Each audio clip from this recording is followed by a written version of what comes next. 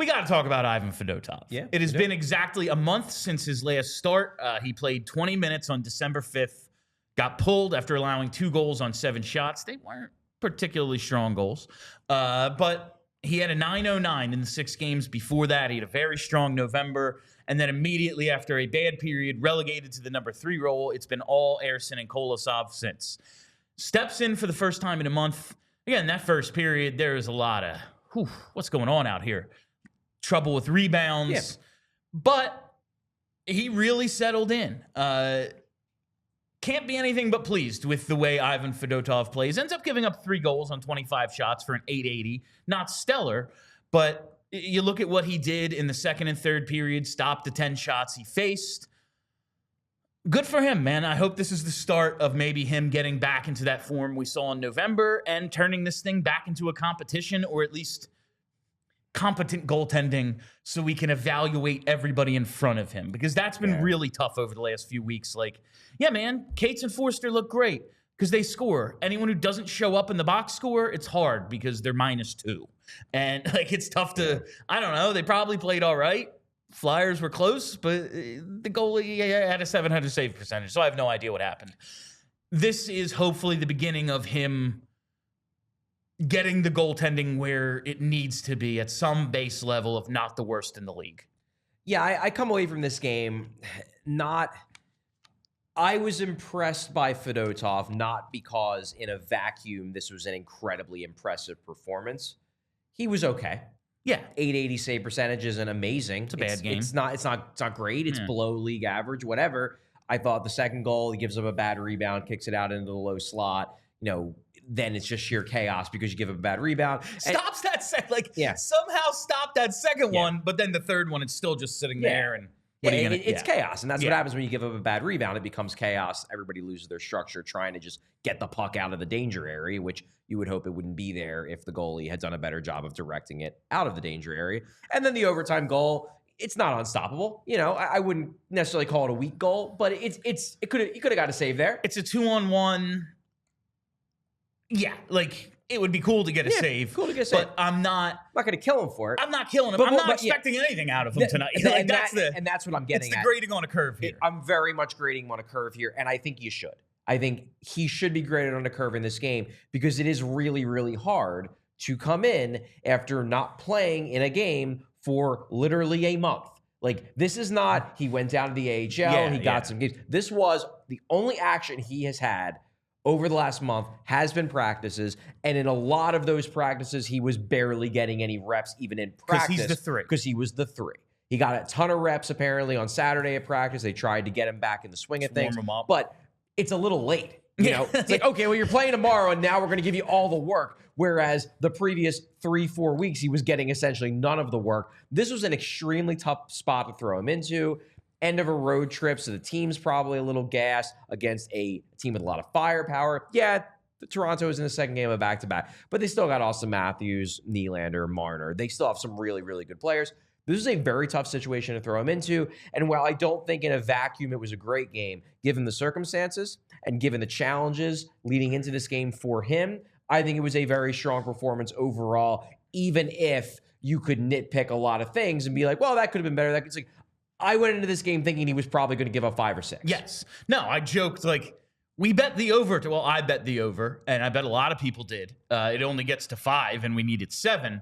But you see Hildeby on one end, who also played very well. This was his 4th career start, and he comes in with like an 8.75.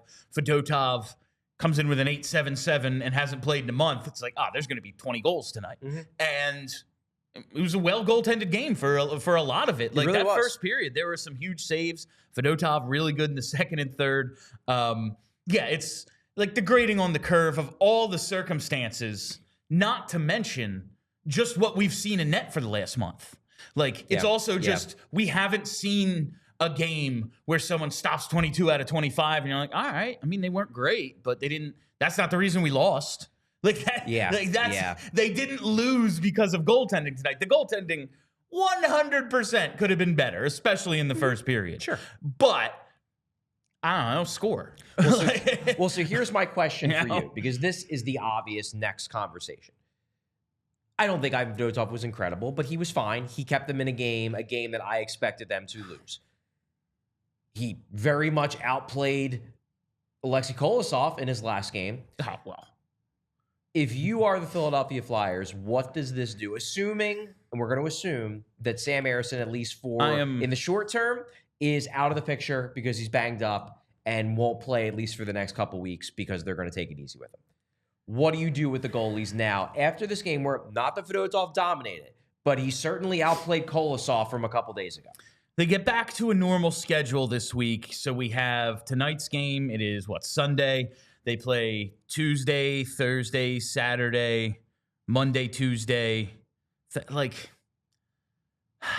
Do you roll with Fedotov again? I'd probably go back to Fedotov. Or do you go Kolosov because they're playing the same team again? I think I go back to Fedotov. Okay. And then we start alternating. Okay. Until, one of them flat out, pisses all over themselves. Pretty sure we're allowed to say that. That could be on Tuesday for Fedotov. Good. And then who the hell knows? And this is, again, like you said, assuming Ersson is not on Ellis Island, but we just don't know. So I'm going to assume he's out until I see him again. Yeah.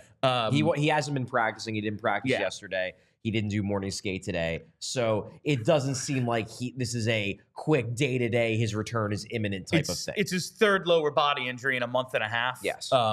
Something tells me it's going to be a few weeks. Just a guess. The day-to-day designation means absolutely nothing to me. They lost credibility with the day-to-day destinations because that's what they gave him the last time, and then he missed nearly a month. And like last year, man, Rasmus Ristolainen was day-to-day for the last 3 months of the season. Like, you know, but yeah, I probably go back to Fedotov because we just got him warmed up. We just saw one of the best goaltending performances we've had in a few weeks. Go back to him. You take the risk against the same team in a couple of days, and then assess from there. I'd probably just alternate until something goes really right or something goes really wrong. But he's now back in, if not the circle of trust, at least back in the thing where he's playing regularly. Yes, 100%. Whether he plays on Tuesday or they go to Kolosov, because it's like, they just saw him, and yeah, there was some luck there. Like they had a couple whiffs on some low slot chances where it's that's a goal 60% of the time, and you just kind of whiffed.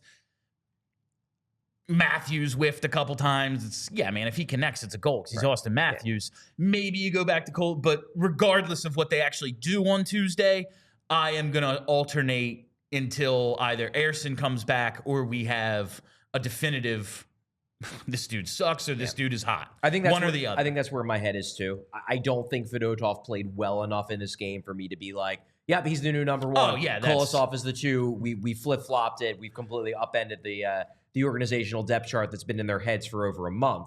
But I do think that Fedotov's performance, especially given the circumstance, because I'm grading him on a curve. I think the Flyers probably are too. They're probably very impressed with how he did in a very tight spot. At the very least, to me, this is now a 50-50 timeshare for the next week, and then we see where it goes. Yeah, who the hell knows? Yeah.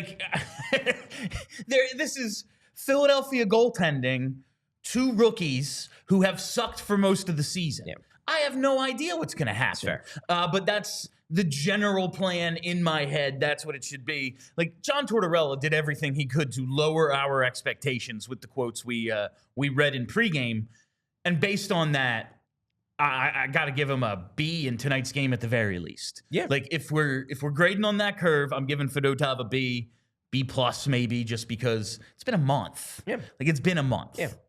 I mean, when I do my post-game article, I don't think he's going to make my 3 stars of the game when I'm looking at everyone who played.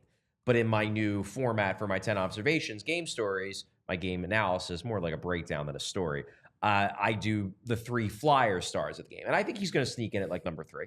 And check those out on allphly.com. I really dig Charlie's new 10 things format. Diehards only. Yeah, diehards only. I mean, you got to sign up, be a diehard, but my God, you get Charlie. Come on.